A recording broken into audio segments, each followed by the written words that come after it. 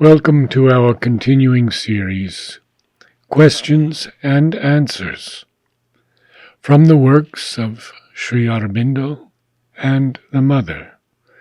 Today, Adoration, Part 4, from Sri Aurobindo. The adoration by which the finite creature bows down before the infinite receives all its sweetness and draws near to a closest truth of companionship and oneness, when it deepens into the more intimate adoration, which lives in the sense of the fatherhood of God, the friendhood of God, the attracting love between the divine spirit and our human soul and nature. For the divine inhabits the human soul and body.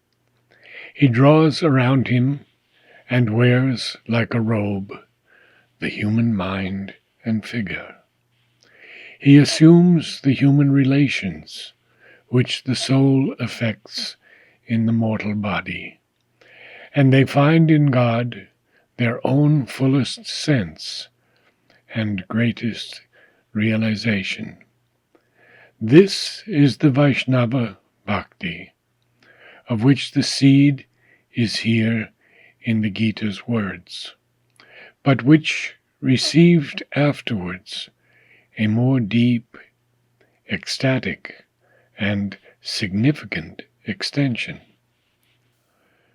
She whose form is that of the Shabda Brahman, and whose substance is bliss, who creates, preserves, and destroys the worlds. Although thou art the primordial cause of the world, yet art thou ever youthful. Although thou art the daughter of the mountain king, yet art thou full of tenderness. Although thou art the mother of the Vedas, yet they cannot describe thee. Although men must meditate upon thee, yet cannot their mind comprehend thee. This hymn is quoted as culled from a tantric compilation, the Tantrasara. Its opening is full of the supreme meaning of the great Devi symbol. Its close is an entire self-abandonment to the adoration of the body of the Mother.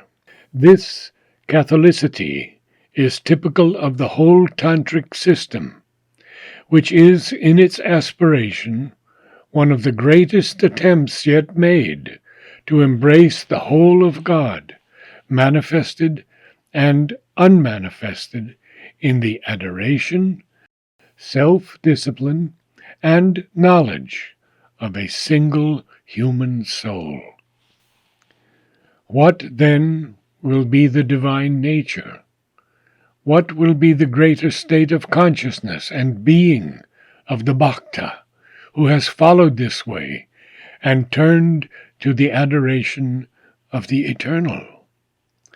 The Gita, in a number of verses, rings the changes on its first insistent demand, on equality, on desirelessness, on freedom of the spirit. This is to be the base always, and that was why so much stress was laid on it in the beginning. And in that equality, bhakti, the love and adoration of the Purushottama, must rear the spirit towards some greatest, highest perfection, of which this calm equality will be the wide foundation.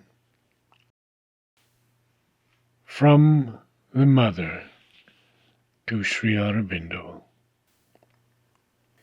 It matters little that there are thousands of beings plunged in the densest ignorance. He whom we saw yesterday is on earth. His presence is enough to prove that a day will come when darkness shall be transformed into light, and thy reign shall be indeed established upon earth. O Lord, divine builder of this marvel, my heart overflows with joy and gratitude when I think of it, and my hope has no bounds. My adoration is beyond all words. My reverence is silent.